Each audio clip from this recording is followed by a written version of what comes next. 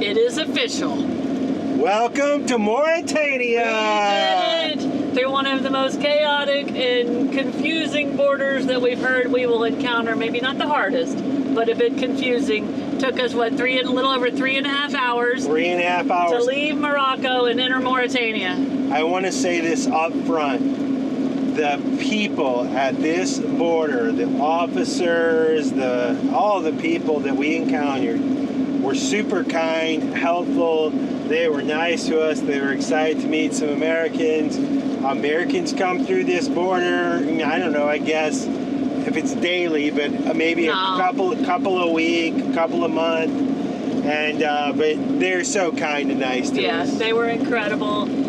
It's just the bureaucracy that slows it down, and it's just how it works. Well, there was like 50 motorcycles in front of us. Yeah, that's true. When we first pulled up, there was this big tour group of motos that were headed down here, and there was literally like 50 of them. So they were right in front of us in line. And still the Mauritania people were trying to work around and speed things up, telling us to go do step 4 and come back to do step 2 later. And it worked. We ended up beating the motorcycles out of there. Oh, did we? We did. They're still there. But let's take a minute right here and kind of recap how that happened. We pulled up to the Morocco border, and although it was nice and everyone was polite, I will say it is one of the most difficult countries that we have ever left.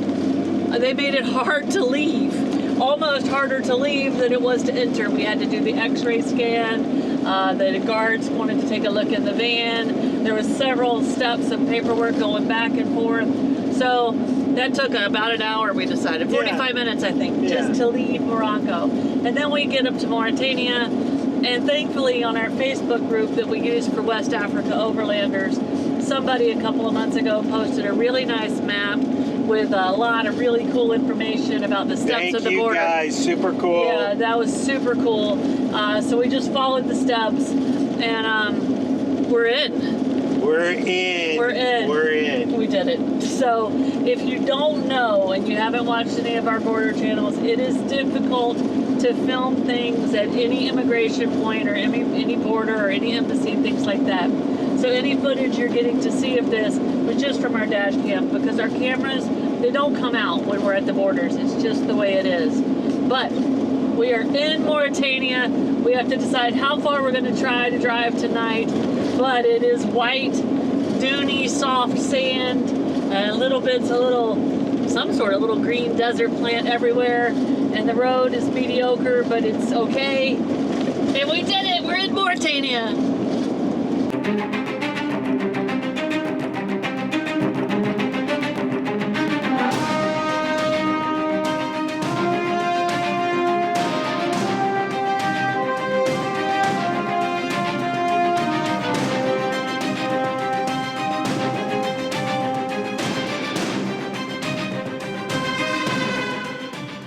We got so excited we had made it through the border that we didn't put a destination into our map. So we came up to an intersection and we didn't know where to go.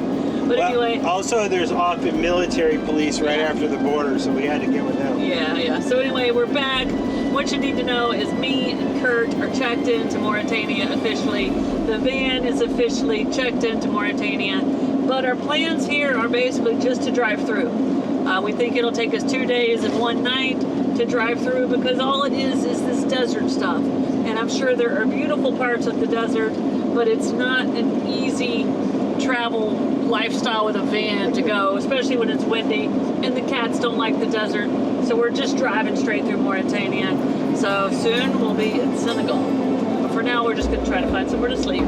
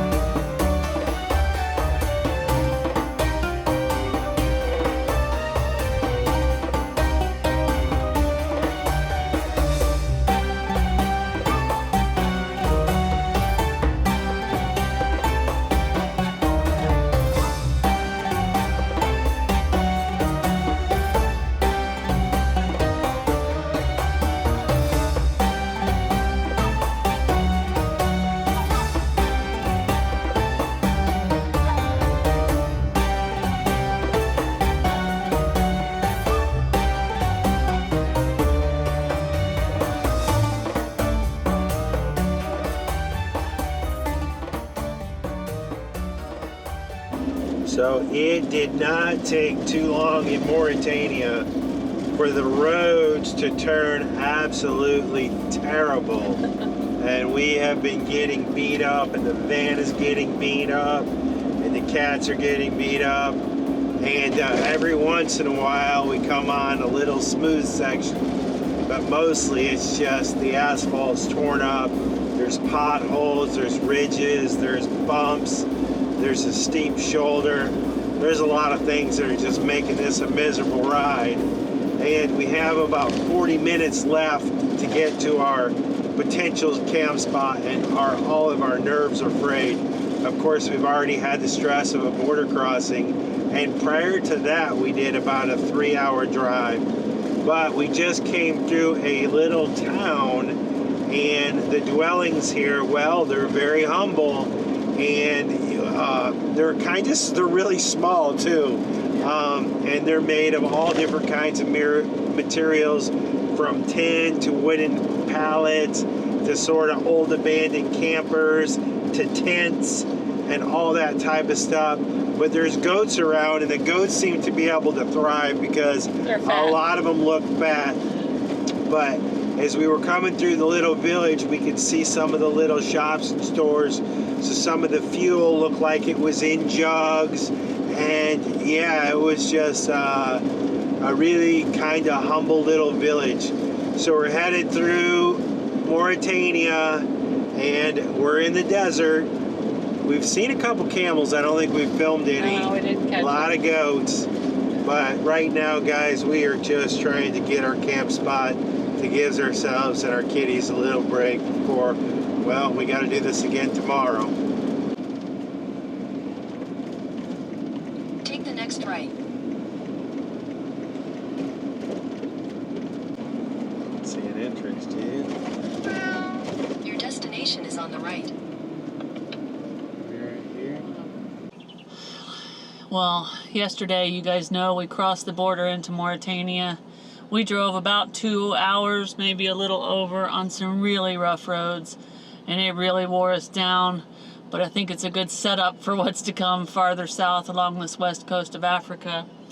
But last night, we pulled into a place we found on Overlander. It is a police station, or like a National Guard station or something like that. And you pull in, he spoke only French, but it was very nice. He called his boss, and yes, they'd allowed us to sleep inside of the walls last night. So this little town is out in the middle of nowhere, but we had a safe place to sleep thanks to, I guess it's military. There's some little goats in here in the yard. They were super kind, told us we could use the water if we needed to, but we didn't need to. And now we're up and at them pretty early, and the gate's not open yet. So Curt is figuring out how to open the gate so that we can get out, and then he'll have to close the gate back, which will be interesting. But what kind of people? We have left our secure parking there at the military base or police station, whatever it was, and the nice man that came out to help Curt close up the gate behind us actually wanted a ride. He didn't speak French, he didn't speak English, he spoke nothing but Arabic, so there was no talking, there was hand signals. And actually, he didn't help me close the gate. Oh, he watched? He just wanted a ride. I misunderstood. I thought maybe he worked there or was trying to help me, but no, he wanted a ride. He wanted a ride. But we gave him a ride to the south side of town, about 5 minutes. He was very thankful, and now we're on our way south. Today, we're taking you to the capital city of Mauritania, where we hope won't be too long of a day, because you guys know we've been hitting it really hard to try and get through this harsh desert driving. But we need a short day. We need a break. Everybody does. So that's the plan for today. Get to the capital city park, maybe have some lunch or dinner, and rest a little bit. So let's go. A couple of things about Mauritania. The desert here has trees. They're scattered out and they're small. Some of them are big enough to provide shade, though. They're cool looking trees. And that definitely started happening when we crossed the border. And the other thing is, we've been through several police stops here. And hold on, we're passing camels. There There they are. Look at them. I think I like camels as much as I like seeing sheep on the side of the road. More.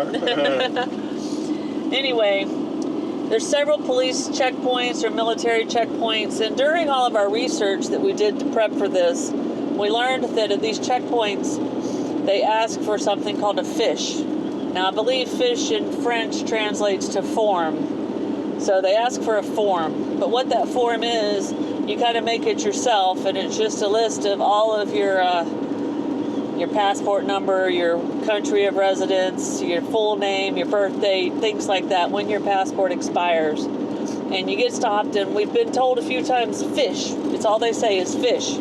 So you just hand the form out the window, they give it a glance, and they wave you down the road. Now, what I think they do with those forms is they go back into their little guard shed where they have this big book where they manually enter the data of, I guess, foreigners that pass through their checkpoints. So I'm glad I read that, because if you don't have the fiche, they take your passport and you have to wait while they handwrite all of that information into a book. So that would slow you down and probably be very confusing with the translation. So in Mauritania, they speak Arabic and also French, but we are learning quickly that not as many people in this part of West Africa speak French. So it's more of an Arabic-based country as far as language goes. So that complicates translation even a little bit more. But just 2 little tidbits I thought you should know. Trees and fish forms.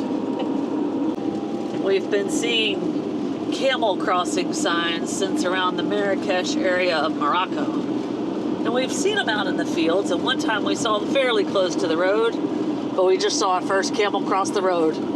First camel crossing. So that was kind of a cool experience. Dromedary. We are now in a part of this journey here in Mauritania and along West Africa where a couple of things are starting to happen. One, the police stops and military checkpoints are picking up in frequency. We just went through one where we got flagged over to the side for the first time and got asked for several documents, including our international driver's license. We haven't been asked for that in a long, long time. But we made it through. There was no hassles, and we are moving along. But what's up next is we are now also in a part of this journey where gas consumption, diesel consumption becomes an issue. The last gas station we passed was just the other side of the border, still in Morocco. And now we are trying to make it to the capital city before running out of fuel. Now we do have an emergency 10 gallons or so on the back of the van, but we hope we don't have to use it, but it's starting to get close. And as I'm telling you about diesel consumption, we are coming up on about our 5th police stop in the past 2 or 3 miles. Yeah, we only have 1 bar of fuel left, guys. I mean, we are almost out, and we learned in Morocco where when you come up to one of these signs, you stop and you wait for them to go, and they are really like every kilometer there's a stop. It's really strange. So far we're making it through most of the police stops with no problem. Our forms we made up are very helpful, but now hopefully there are no more because we need to stop all these stops. We have 25 kilometers to go, and we've been riding on 1 bar for a long, long time. It's gonna be a tight squeeze, guys. So we just got 3,000, I think they're called oogis, which is the Mauritania money. Yeah, How many liters? It's 15, but we got 53 liters. Oh, you got almost a full tank. Almost a full tank for 3,000 oogis or whatever they're called. So we'll put on the screen how much that costs to fill our tank up. 50 per liter. 50 oogis per liter. We're on our first money hunting adventure. We need to find an ATM to pull out some local currency before we go to our campsite. We had a little left over from the border, but we used most of it for paying at the gas station. So here, the Ugalas or whatever they're called, are you get 40 of them, I think. Is it 40 per US dollar? So anyway, we're hunting them, and I guess a lot of these banks don't take Visa, so only local credit cards.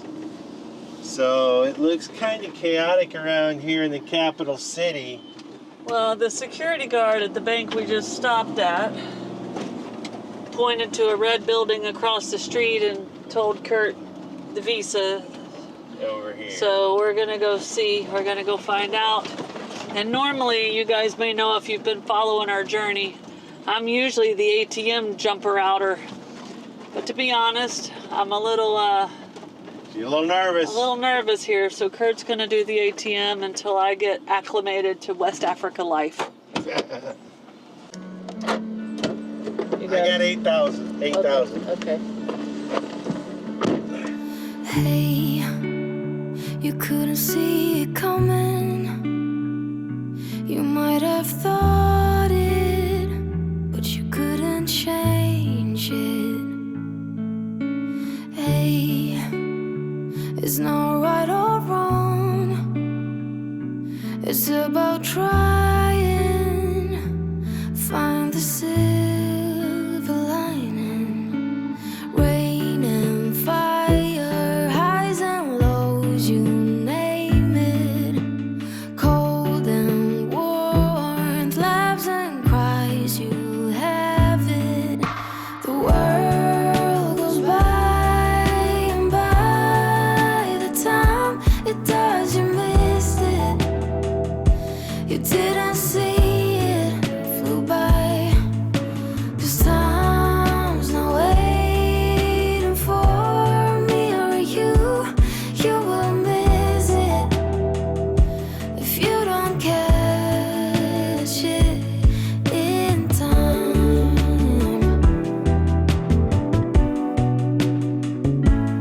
In time.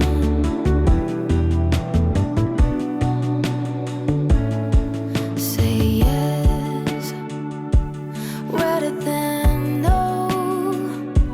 Don't let your fears lead. Light is at your feet. Yes, regret is worse than failing. Keep the loved ones close, close enough. Rain and fire, highs and lows, you name it. Cold and warmth, laughs and cries, you have it. The world goes by, and by the time it does, you missed it. As we enter the capital city of Mauritania, kind of smacking us right in the face is something we expected as we went through some of these Western African countries. Mauritania is known as one of the poorest countries in the world. And as you drive through here, no matter who's watching this video, if you're able to watch a video on a phone or on a TV, then you are definitely blessed and are not living the way most of these people seem to be living. Poverty and poor does not mean that the people are bad. Everyone has been super kind and helpful to us. But I just wanted to kind of put things in perspective. Now, these are just estimates because it's hard for this to be tracked internationally. But a minimum wage, the lower end of the wage scale here in Mauritania, translates into $17.75 a month in US dollars. On the higher end of just the general estimates, somebody might make $56 a month. The public sector people seem to make a bit more money, so maybe the military or government officials, they will make on the lower end $37 US dollars per month. So that's about 15,000 of Mauritania's money. On the higher end, so a well-paid government official will make about 75 US dollars a month. So that should put things into perspective and make us be thankful for everything we have as we drive through here, seeing how some of these people live here in the city. What you think, buddy? All we gotta do is park now. We rolled into the capital city last night, which we will put on the screen the name of it because I'm not sure how to pronounce it. We were beat, we were tired. You guys may have noticed we've been doing a lot of really long driving days. And there's a couple of reasons for that. One, we have to make some good time through here to beat rainy season when we get down into the more jungly, muddy part. And two, me and Curt quickly discovered we are not desert people. At least not when the wind is blowing like crazy like it has been through here. Well, the dust, my allergies are just going crazy. There's a bunch of dust. The dust gets all over the van, on the blankets, every surface. It's just a mess. It can find its way into anywhere, so it's in the sheets, it's on the kitchen counters. And if we were to stop early, you can't even open the door for the kitties. There's not really anything we can do except for drive. So yes, we are pushing very hard through here. This is a harsh environment. It's interesting to see the culture through the capital city. When we were coming into town was really cool. But we found this little campsite. It's a hotel. It's on the ocean. It's got a closed off wall. It's on Overlander, and it was recommended from a blog we read when we were doing our research. It is run down. It is not seeing its best days right now, but it was safe. And we were able to walk out and see the beautiful beach and see how the people of Mauritania come out and enjoy and socialize. We could see the fishing boats. There were hundreds of them probably. I mean, we could at least, I want to say, 50 of them. You know, anchored right offshore, and you could see some of them coming and going.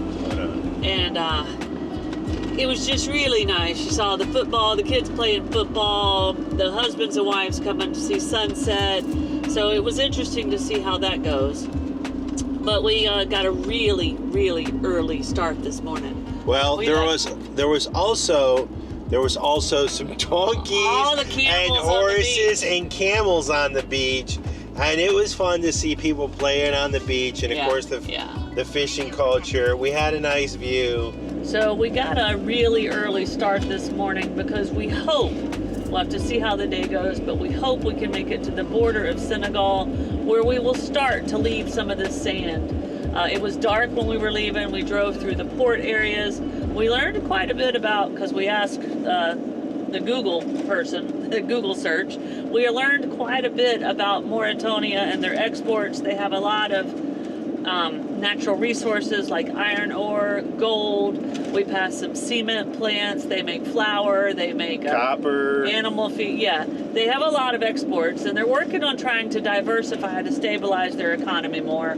But it was interesting to drive through the industrial part as we were bypassing some of the city. Then we stopped to get some gas because we need to top off because gas stations are few and far between here in Mauritania. And as we were leaving the south side of the city, you could see the city waking up. I don't know what camel farmers are called, if they're shepherds or whatever, but they were starting to take their camels out of their pens and take them out into the fields to find some fresh stuff to munch on. We even saw cows. It's the first time we've seen cows in quite a while, and lots of goats, and just seeing the little markets crank up. It was interesting to drive through that part of Mauritania. It was interesting, and if you guys know Snow by now, she loves to see the sheep. Well, she gets just as giddy as when she sees the goats, and I get that giddy when I see the camels. So we're really kind of enjoying it. To be honest with you, it's been a bit of a culture shock for us, but we're kind of settled down. Yeah, there's a lot of different thoughts racing through our heads, but we're pushing on, as Snow said. We have about a 3.5-4 hour drive through the border. The roads have been decent, then bad yesterday, and then we had good roads or decent roads. They're decent right now, but as we get close to the border, we know we go into a national park with some wildlife, and fingers crossed, we'll see what the nature puts in front of us, but the roads fall apart. So we don't know exactly how far that is and where that happens. The Google man does not make it down there, so it's not so easy. We can get satellite images, but we're going to learn as we go along. Yeah, one thing is, you cannot drag onto the Google Maps and see street view.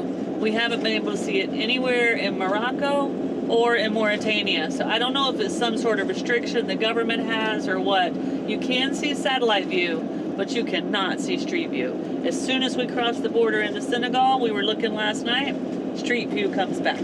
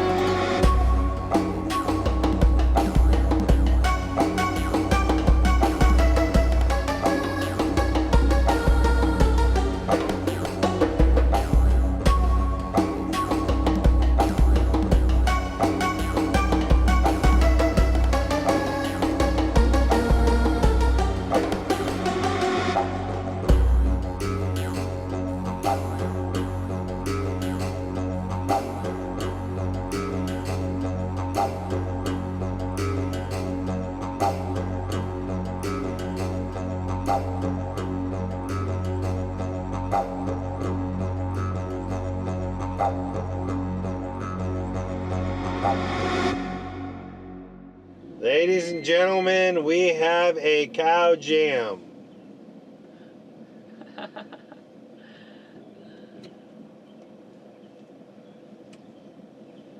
While we're watching the cows cross the road, I will tell y'all that there are more and more trees and shrubs and some sort of little ground cover that is appearing as we drive south. There's still a lot of sand, but definitely a lot more stuff growing. Well, that was an interesting road through the southern parts of Mauritania as we head south towards Senegal. The culture that you see in those small villages and in the cities where the markets and stuff are. And all the donkeys and goats and camels. Well, the side of the street restaurants and the butcheries, and it's just fascinating, colorful culture. Well, and a lot of police and military checkpoints. Most of them either just wave us through or ask for the fish, which is a form that just has all of our passport information and stuff. But we have turned off of the main road. As you get down towards Senegal, you have two choices to cross the border. Rosso or, what is this, Diama? Giama. We have chosen Giama because of reviews we've read on Overlander and from our Facebook page from past travelers. Giama is more remote, the road is not as good, but Rosso seems to be a little bit more... well, there's widespread reported corruption at that border. So if you can, you brave the brutal roads, which we haven't hit yet, to go to a more tranquilo, more relaxed border. So we'll see if that pays off. And both borders can have reports of corruption, so we may have to deal with some of that here, but it's just part of the journey, and as they say, TIA, or this is Africa. But we should be driving through pieces of a national park down here with chances of seeing some wildlife. We'll have to see if we get lucky, but we've got the big camera out just in case we do. So we have 69 kilometers to go, and from what we understand, the last 40 will be really rough roads. So let's get to Senegal, guys.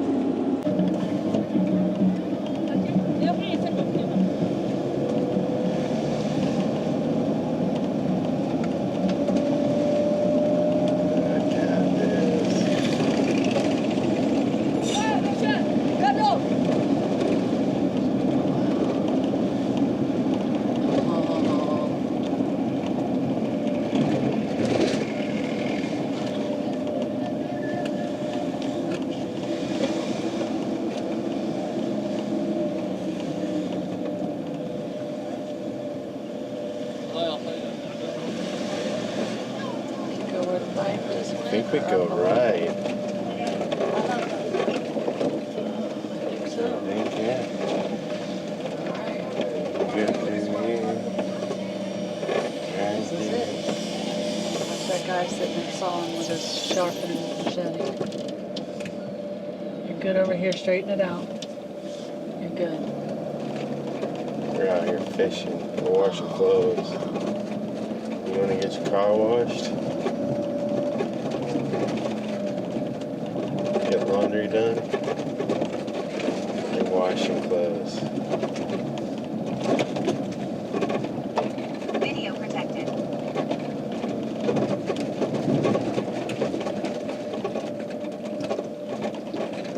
And just like that, we're on the road. Came to a little town at the end of the pavement. Border town. We have 47 kilometers to go, and we are now on the dirt roads. But what an adventure, guys.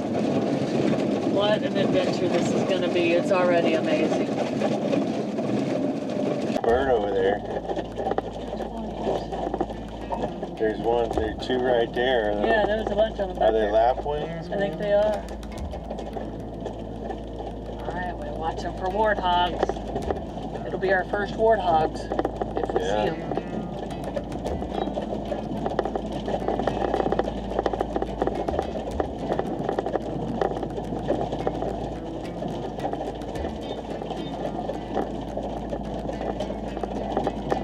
We have not spotted any warthogs yet, but there are all kinds of birds everywhere. We even passed a flock of flamingos in one of the roadside ponds here, but we were in a section of the road where there was no way I was going to be able to get out the big camera. We were holding on for dear life. But there's coots, cranes, egrets. I actually think I just saw a pelican flying over us. So the bird life we're getting to see, although we're not able to get you the good footage with the big camera, is pretty exciting to be back where cool stuff lives. And we still have our eyes peeled for the possible warthog. All right, guys, we have spotted a warthog, and Snow is on it right here.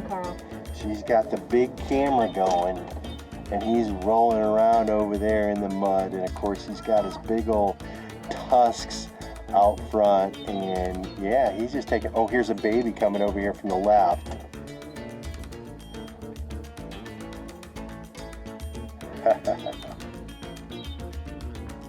If you liked this video, be sure to hit that thumbs up button. It really helps us a lot.